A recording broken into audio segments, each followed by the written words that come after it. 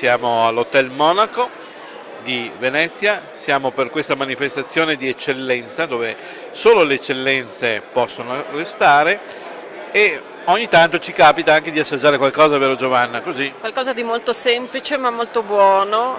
siamo stati rapiti da un profumo. Assolutamente, dal pomodoro e pane, un pomodoro eccezionale, da un gusto dolcissimo. E abbiamo qui Siamo in compagnia di Franco Flagella dall'Abruzzo con amore perché ci hai portato sì, da Castel di Sangro con precisione, è 800 metri sul livello del mare. la dolcezza, no? Sì, La sono dolcezza. abruzzese, sì, origine campane ma molto remote perché mio padre aveva solo 4 anni quando si è trasferito in Abruzzo, però i figli sono nati e cresciuti in Abruzzo. Niente, questa è una passione, l'ideatore, il fondatore di questa realtà è stato mio padre, che purtroppo ora non c'è più. E a distanza di tempo noi figli abbiamo ereditato questa bella sorpresa che stiamo portando avanti con molta professionalità.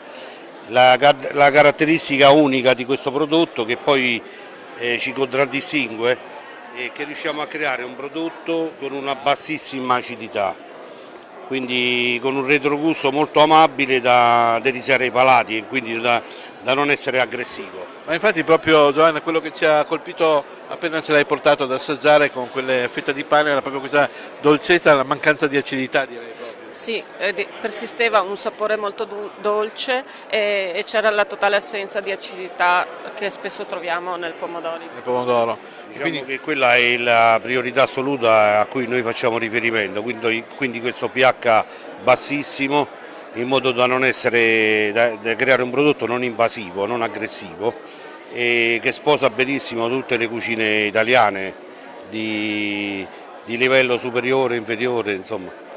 E allora quando abbiamo a casa una bella fetta di pane, i tuoi pomodori pelati, Abbiamo risolto il problema del giorno, sì.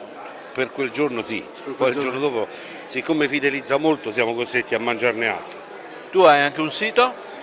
Sì, Ricordiamo- però in questo momento è in allestimento, però abbiamo la pagina Facebook Ciro Flagella Rosso da Mare. Allora su Facebook ci siamo tutti, andiamo a trovare la tua pagina. Va benissimo, Avete guardato bene il nome? grazie. E magari dentro la pagina ci saranno anche ricette, Adesso, vedo adesso tante stiamo foto. sperimentando un nuovo piatto oggi che uscirà fra poco, quindi non vi allontanate, sarebbe la pasta dei campi, culatello di brozzi, pomodoro Ciro Flagella Rosso da Mare e un pesto, quel pesto lì, guarda, Grimodi. E adesso vediamo il risultato fra non molto.